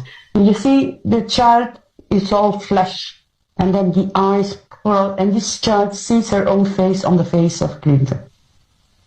I will never forget that image, and never the scream. That's how evil these people are. Supposedly 9 cops watched the videos on Weiner's laptop. They had to keep leaving the room because they couldn't stand what they were seeing, and all 9 are now dead. And there's names and faces and deadness, right? They're real people. Now you can say, well, maybe they died for other reasons. I go, but it's still 9 cops. There were a total of 12 individuals who saw Anthony Weiner's laptop computer. 9 of those 12 people are dead now. Some sad news tonight. Another New York City police officer has taken his life. The second NYPD suicide in 2 days. Well, Corey Tampson, with the latest suicide, the 8th this year, the 6th just the last 2 months alone. Another New York Police Department officer has died by suicide, becoming the 9th to do so this year. According to a law enforcement official, the 56-year-old officer was off duty and at home. On Tuesday, another law enforcement official told CNN that an 8th officer had died by suicide. A 35-year-old Robert Echeverria died of a self-inflicted gunshot wound at home last night.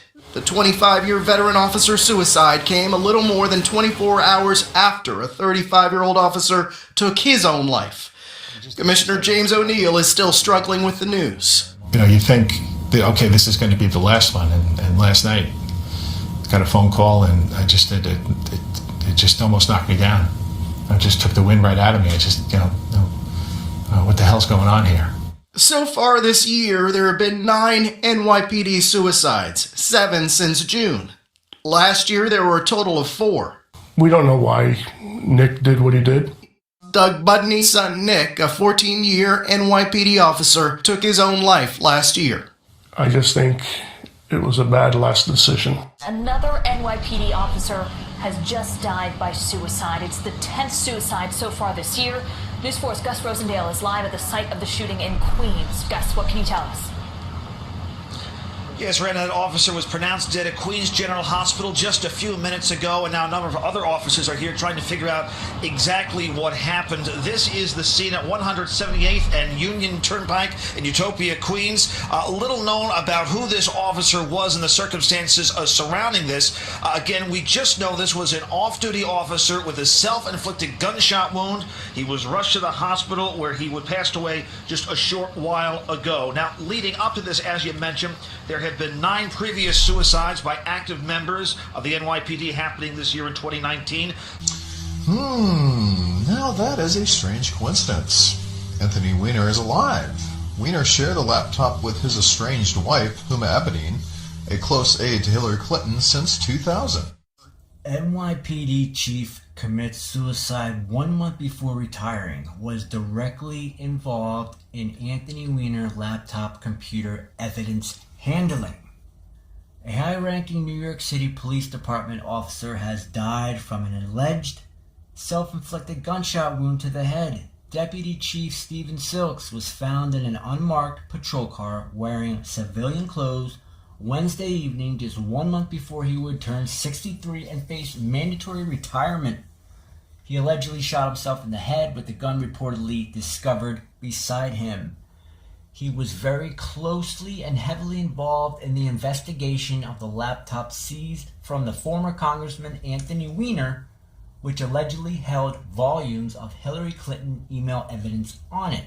A fellow officer told the New York Daily News that Silks was deeply committed to the job. Silks reportedly submitted his mandatory retirement paperwork the day before. Other sources, however, say that the deputy chief was heavily involved in the sex crimes investigation. It goes on and makes you wonder why they wouldn't have turned on their commanding officers. Here's another shorter one. I thought that clip, apologies, I thought that clip had the, here's the clip from the deposition of Hillary Clinton on last Thursday. Sure. Fun. Okay, so we have talked about those connections. In past public statements, as in 2017 speeches and interviews, you described Pizzagate as a baseless conspiracy theory, alleging you and others ran a child sex trafficking ring from a Washington pizzeria basement.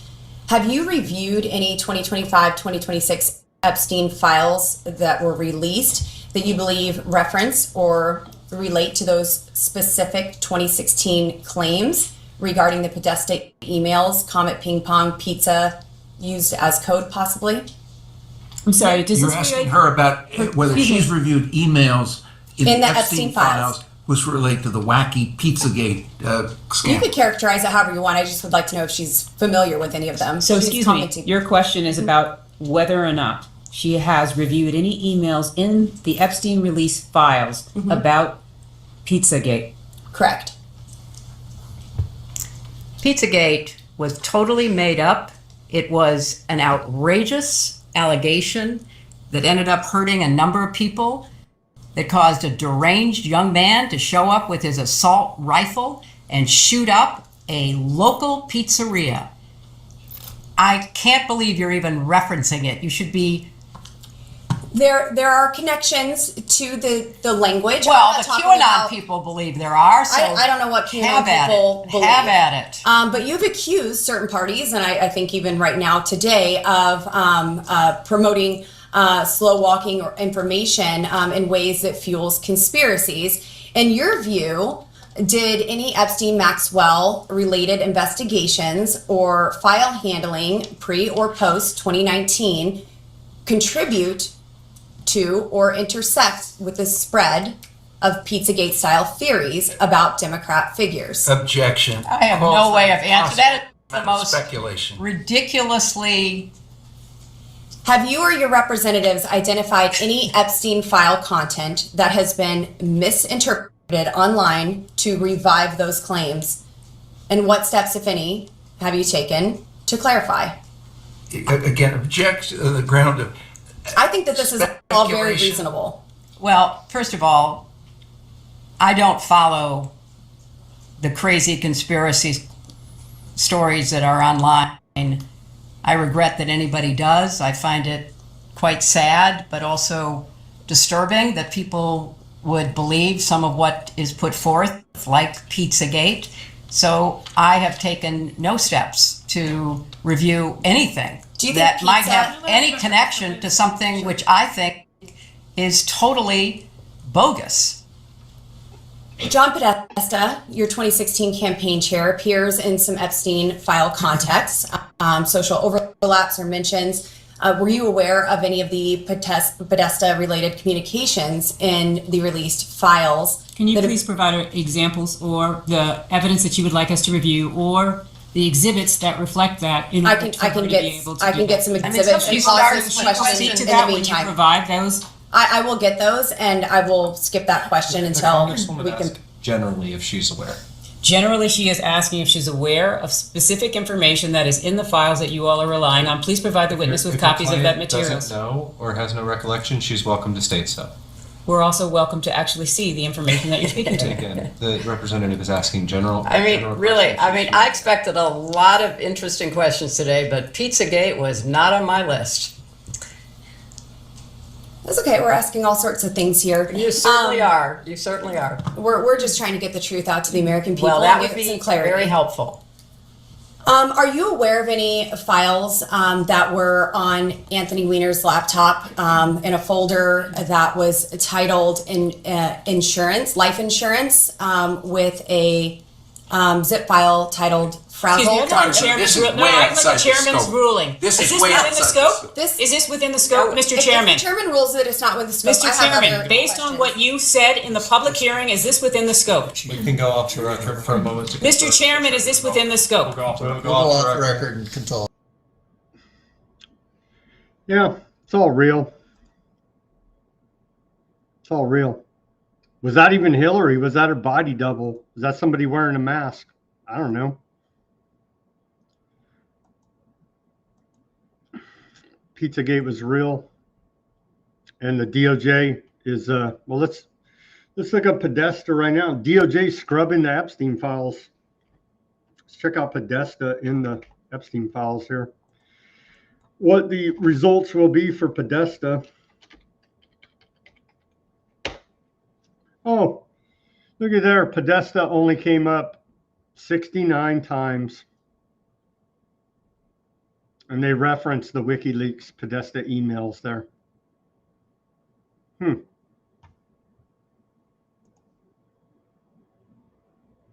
Continuing. Yeah, all of that was real. Better believe it. From William Ramsey investigates back to the Epstein emails, the Epstein files, Epstein mansion front door featured in an episode of Gossip Girl. November 30th, 2012. Seems like many people knew. Indeed. Watching Gossip Girl last night. Everything redacted except for these two characters, Epstein and whoever that other one is, but a bunch of redactions out of there. It goes on. He made a thread here about it. Robert John Burke, who plays Bart Bass in Gossip Girl, came from a scene involving the exterior of 971 Street, specifically in season 2, episode 17, Carnal Knowledge, where the property represents a secretive gentleman's club tied to Bart's storyline. Front door of the Manhattan mansion, right there. Right there. You could see. They're literally mocking us, throwing it in our face. All of this is occult rituals. The Epstein file prank call to Prince Harry about Andrew, and Epstein racked up 250 million views.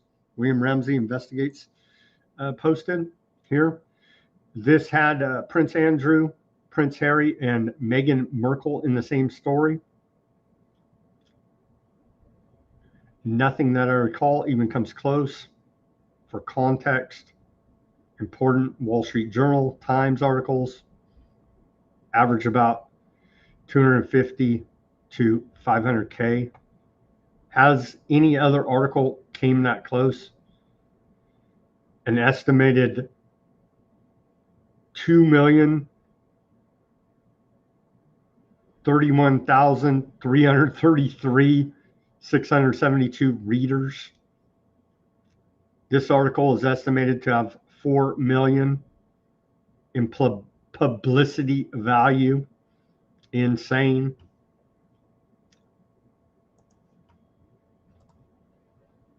It is all insane now, isn't it? More of the surveillance. We showed a different surveillance on our other shows. Here's another one of the surveillance setups at the Manhattan mansion. I believe we showed the one at the island, but there's you can see all the spy command center there.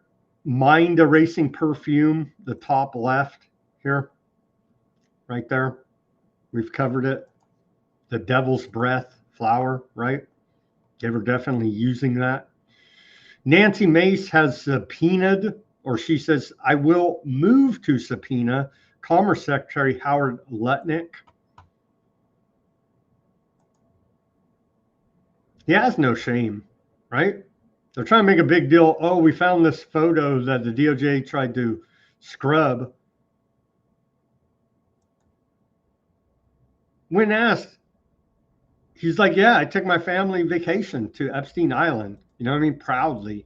No shame from Howard Lutnick, our U.S. Commerce Secretary appointed by Trump. Ultrasound pics from Victims Trauma Journal. It's just, should we even show it at this point? It's just beyond the pale, man. Beyond the pale with it. Let's show it. Might as well, because they're erasing everything as we speak. Never imaged the joy and tears her future held.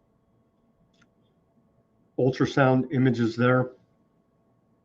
Poured out an ocean of tears, pain. She is gone and she won't be coming back.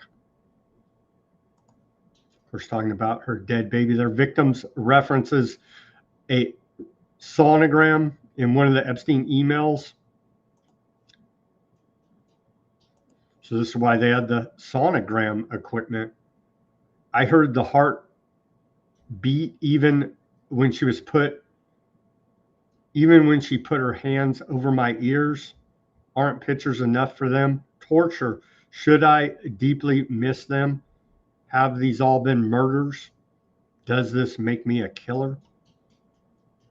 Confidential for attorney's eyes only. There. At the top of that document, you can see with the case number at the bottom or the file number. And one last, oh no, we still have some more. Do we have more on Epstein? Yeah, a little bit more. Last one on Epstein files emails today. The guy who ran island blackmail operations, talking about the guy building the nation's master database system, discussing secret society idea, secret networks for the elites, total surveillance for you and I. This is a post by Jason Bassler on X. Here's the email. And of course, he's talking about with old Peter Thiel. It's redacted though. Peter Thiel loved the secret society idea. He has done a lot of work on the concept. All failed so far.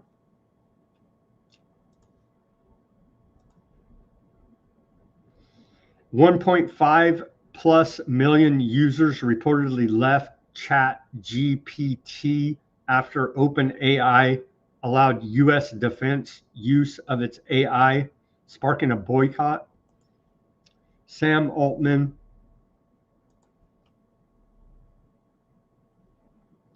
Skynet is live. He did Skynet, according to a report out of Forbes. Many users are switching to Anthropic's Claude, which has refused to give the U.S. government unrestricted access to its models. Sam Altman made Skynet live. What's Russia's reaction to all this? We're in a proxy war. We're in a two-front proxy war with Russia now, Ukraine and Iran. Russia's Foreign Minister Lavrov said, if this logic is now promoted, then I can guarantee you that forces will emerge in Iran.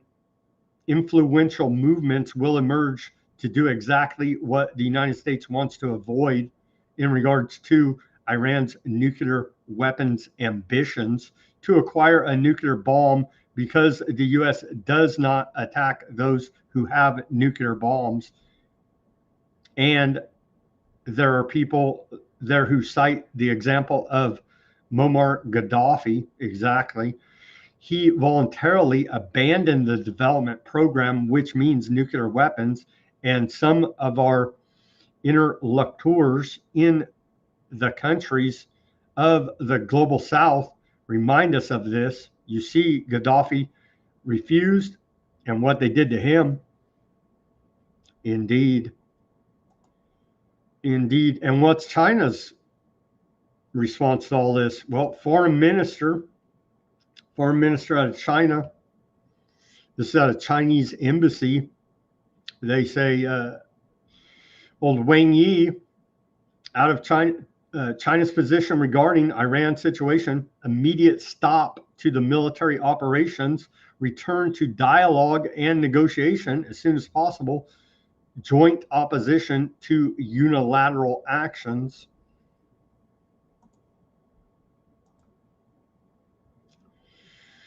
Well, President of Turkey, Erdogan, he said, while the old order is collapsing, it is not yet fully clear what will replace it. Indeed. Well, here in America, we're working on the American Technate, part of our region of control for one world government, i.e., scientific dictatorship technocracy. So the old world order is over as we continue to report here. We're in a new world order. Looking like there's going to be a serious ground invasion by Aardvark land on Lebanon. It's what is being telegraphed. They've been softening them up for months with continuing bombing campaigns as we continue to report here. Lebanese health ministry reported 40 Lebanese killed and 246 injured in attacks on Lebanon since yesterday. And you're like, but they're still killing Palestinians, right? Well, turns out that genocide is ongoing. According to the Gaza Ministry of Health, in the last 24 hours, 18 Palestinians have been recovered from the rubble and 2 other injuries have been reported. Mass displacement in southern Lebanon as Aardvark forces launch new ground incursion. So apparently it's already been launched. It's going to be launched even more here. Tens of thousands of Lebanese citizens have been displaced from southern Lebanon and the country's east as a result of Aardvark land's brutal attacks and mass evacuation orders after Hezbollah opened a front in support of Iran. Over the past 2 days, at least 30,000 people have made their way to the capital from scores of villages in southern and eastern Lebanon. I don't know how safe the capital is. They're bombing Beirut. You know what I mean? They're bombing the hell out of the whole place right now. Aardvark land artillery shelling hitting targets in northwestern Gaza Strip. That's a report out of the Cradle. So far, the war directly involves Aardvark land, the United States of America, Iran, Hezbollah, Qatar, Saudi Arabia, Lebanon, Cyprus, UK, Greece, Yemen, Oman, Bahrain, Kuwait, and Kurdish part of Iraq, and the UAE.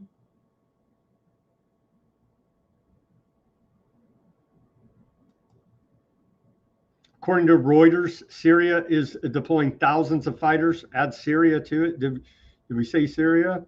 Add Syria to the list. According to Reuters, Syria is deploying thousands of fighters to the Lebanese border amid widening war in the region. And again, I know everybody wants to say this is the sex offender map over there in Aardvark land. This is not the sex offender map, okay? Even though it overlays about the same. The IDF, this is the missile strike or drone strike, Iranian strike warning, overlaying with the sex offenders there in Aardvark land. You see, it basically overlays. The maps overlay there. Macron, France. Did we mention France being part of this? Yeah, France. So add France to the list.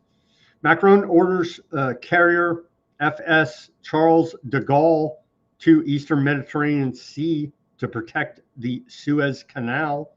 So maybe not directly. We're getting there. We're getting there. And Mossad hacked every traffic camera in Tehran for years, allegedly, according to a report from Daily Mail. How Aardvarkland and America sealed the fate of Ayatollah Khamenei. According to this report out of the Daily Mail, Aardvarkland gained access to almost all the city's cameras, which were used extensively by Iran to spy on regime opponents and its own population, and track the movements of key bodyguards of the Iranian Ayatollah. The hacks were part of a years-long intelligence campaign, which eventually led to the killing of Khamenei on Saturday. They already replaced him. They want to be a martyr and get the 72 virgins and the whole routine there. So that's all the reporting I have for today. Let's pray for peace. Let's pray for peace. It's not looking good. It's turning into a regional war, which could potentially turn into a world war. It's not looking good here. We're getting 1984 Orwellian levels of propaganda and lying coming out of the White House and the U.S. government. It's truly disgusting. It's just over the top disgusting.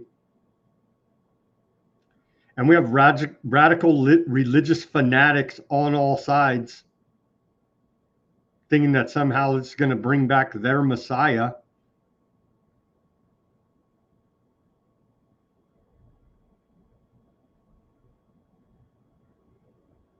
It's really disgusting. Let's pray for peace. That's all the reporting I got for today. Let's go to the channels quickly. Let's go to Odysee first. John Highland over there. Thank you guys for tuning in, keeping that chat going. Let's see. I like the appropriate renaming of Trump's latest folly as Operation Epstein Fury. That's a good one. Operation Epic Lies.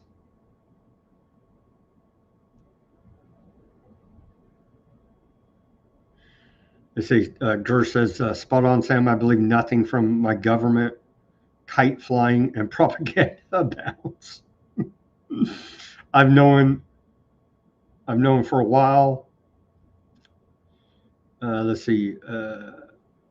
Iran reported 400 to 500 U.S. personnel killed by Sunday night. I saw those reports. CENTCOM's not owning up to it. We'll see. We'll see.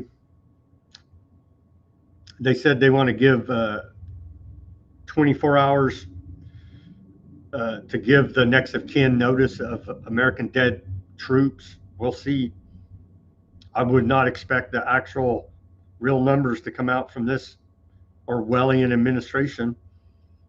The way things are going, Gur said, looks like Trump has given up the Nobel Prize. I saw people calling today that I think it was Lindsey Graham, some clowns, saying because starting this war, he deserves the Nobel Prize.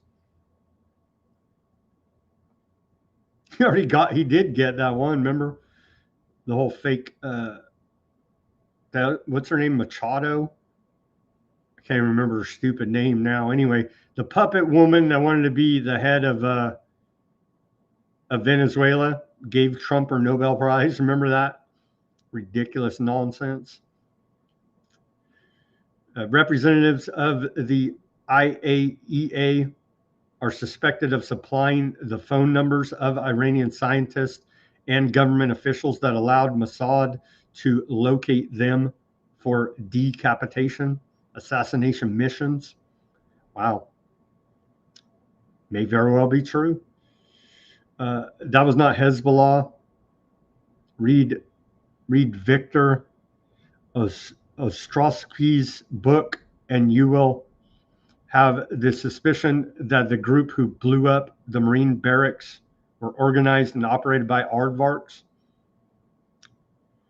That may very well be true as well. CDC lost our trust when they did what they did during the bat time. Give me a break, man. You know what I mean? Come on. Are we children here? I'm not a child, and I know our audience are not children either. So, yeah, we're never going to have trust in the public health establishment ever again after what they've done during the bat times. Trump is demented. He makes promises he can't keep continually. Fuel prices will be lower than ever before. That is ludicrous. That is as ludicrous as Trump's claims the economy is great. Indeed, John. Voltaire said that democracy means a country is ruled by aardvarks. Indeed. You can't talk about who rules over you, right? You want to know who rules over you? Those who you can't talk about, to paraphrase Voltaire there. Hey, Sam, are you promoting a negative stereotype of rednecks? Oh, man. No, I'm not. No, I'm not. There are some black ICE agents, you know. I know it's all, but I just thought that would help illustrate the point a little bit more. But to me, a redneck you don't have to be white. You could be black, brown, whatever. It just means like some backwoods type character, you know what I mean? With a low education, just saying, you know what I mean? I've called these Afghanistan Taliban's rednecks, you know what I mean? So nothing against white people on that front, John. Hell, Trump's a redneck now with that redneck. He put makeup on it today. I don't know if you guys saw that. Anyhow, all right. Thank you guys for tuning in on Odysee, keeping that chat lively. Who else did we have today? We had Rumble, Kick, X, Facebook, Twitch, YouTube. Thank you guys for tuning in, keeping it all a joke. What does Barto says? Turkey will not roll over if attacked by aardvarks.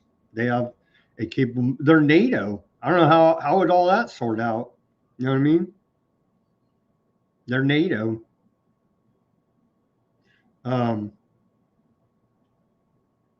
Why have they not found the Epstein medical stuff that operated ultrasound scanner, did surgery on Epstein victims? Those were capital crimes. Yeah. Snow jumped in here. He says Stripe is pushing programmable money lately, so that's fun. Yeah, technocracy. Indeed. Operation Final MK Ultra, Bob says. We may be there. Indeed. How do these demons rise to the top of global politics? I think that's isn't that a requirement? I think that's a requirement. You have to be in one of these secret society cults to even be ever considered for being put in any position of power here now. All right, guys, thank you for tuning in on this Tuesday edition of Weaponized News as we're on Iran war day number 4. Let's pray for peace. Be vigilant out there. There's a global jihad going on. And with that, as always, everybody do your own research, peace, love, and freedom. Speak out and take action. Have a great rest of your Tuesday evening. And we'll be back here on Wednesday for more Weaponized News if they haven't blown the whole